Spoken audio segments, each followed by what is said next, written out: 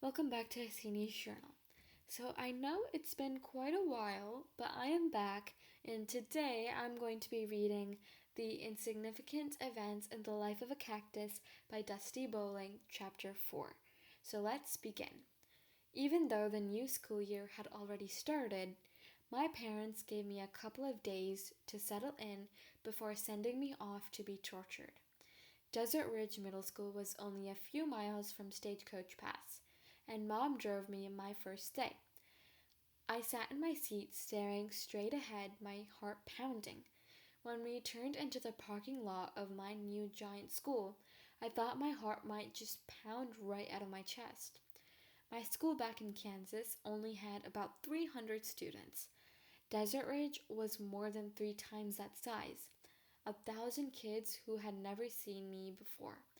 Mom drove our old clunker up to the drop-off curb behind a bunch of other cars, mostly fancy cars like BMWs, Volvos, and Jeeps, all shiny and freshly waxed in a variety of bright colors. Our can't tell what the color is car didn't even have a logo because it had fallen off a long time ago.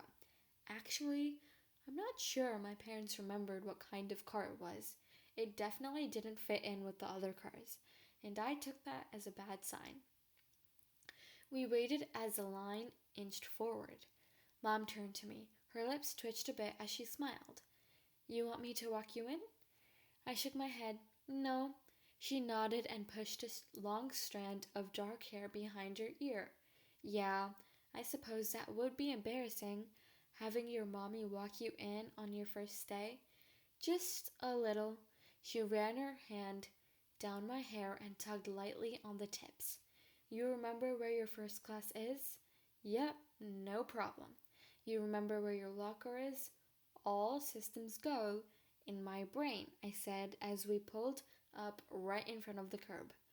Oh, good, she said, because I was a little bit worried this morning when you came out with your shirt on backward and then stuck your cereal in the microwave. Just being an airhead, I slid my head under the strap of my bag. That wasn't exactly the truth. I was extremely nervous. Very nervous. I know how hard things have been for you, sweetheart, she said. I'm fine, Mom, really. I'll be okay today. She leaned over and kissed the top of my head. Call if you need anything. I'll pick you right out here after school. Normally, my parents never baby me. They're more the kind of parents who, instead of kissing your boo-boos, tell you to walk it off and be a man. And they never have seemed to care that I'm not actually a man. But I guess today was a special occasion. Honestly, I wish you would stop. It was stressing me out even more.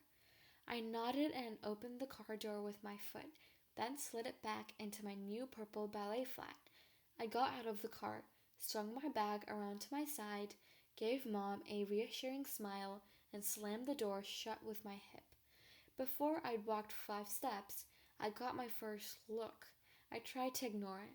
My parents had always taught me to tackle one small goal at a time, holding a brush between my toes, lifting that brush all the way to my head, running the brush through my hair, one small goal at a time. And so I zeroed in on my first goal of the day, getting to my first class without barfing up all my soggy microwaved cereal.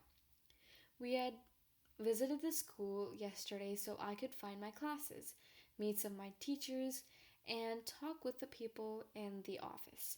Everyone was super nice and caring, of course, but they all said the same thing so much. It started to get annoying. If there's anything you need, Avon, don't be afraid to ask. Like they just knew I was going to need a lot of extra help. I speed walked to the science room, not just to avoid the other kids' stares, but also because it was so stinking hot. By the time I got to my class, sweat was already trickling down my forehead. I went straight to my seat, swung my school bag onto my desk, and slid the strap off over my head. I eased my foot out of my flat, opened the top of my bag with it, and pulled out my science book. One benefit of living in Arizona was that I could wear ballet flats, my favorite kind of shoe, year round. Not at all like in Kansas, where I had to wear warm boots in the winter. Everything took longer when I wore warm boots. It was so much easier to slip my foot in and out of flats.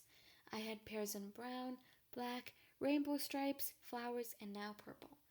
Flip flops probably would have been even easier, but there's the whole dust factor, and it's especially dusty in the desert. I glanced up and found Miss Hart, the science teacher, watching me. I smiled a little and she smiled back. I had met her last night, and she told me to let her know if I needed any help. Of course. I hoped she could see that I didn't need extra help as I proceeded to pull a notebook and pencil out of my bag with my foot. I took my seat. Oh my gosh, I'm so sorry. I took my seat and turned to the girl sitting next to me. The girl's eyes widened in obvious surprise. "Are you new?" she asked. "Yes," I replied. "It's my first day." It stunk to be starting 8th grade over a month into the school year.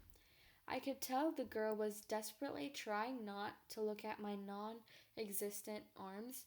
People were always doing that. Like if they had looked down at my torso for longer than a split second, they would turn into stone. Like my torso was actually Medusa's head. The girl was pretty, with her long dark hair and strappy red dress and all her body parts. I always wanted to wear a dress with skinny straps like that, but I guess I felt too self-conscious about it. The strappy dress wouldn't look the same without some nice long arms to show off in it. "Well, welcome." She quickly pulled out her books and started reading, surely to avoid having to talk to me anymore. I turned my attention to my own book and then looked back at the girl. "What page are we on?" I asked.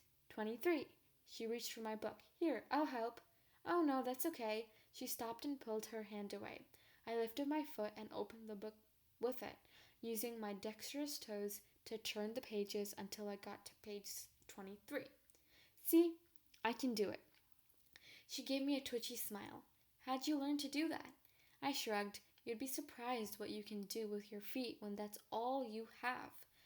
She gave me another uncomfortable smile and went back to reading her book. She hadn't introduced herself, so I didn't either. I sometimes wondered if people had a tendency not to give me their names or ask me for mine because of their fear of getting too close to something so different. At lunchtime, I decided to sit outside on a bench to eat.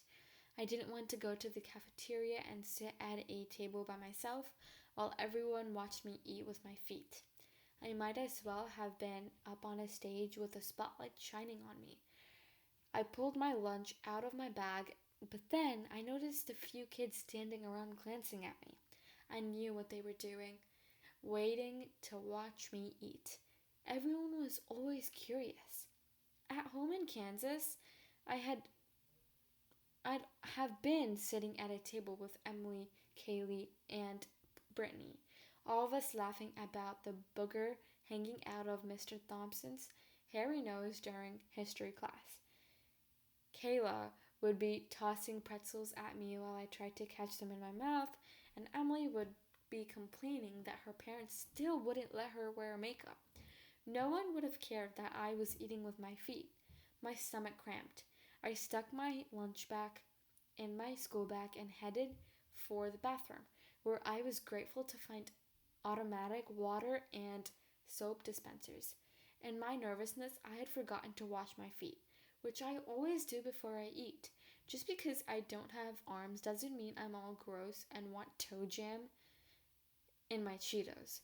By the time I finished drawing them, my stomach cramping had eased, but I didn't feel hungry anymore. I went outside, found a secluded spot under a tree, sat in the grass, and read my science book. Okay, stay tuned for chapter 5 next week. Bye!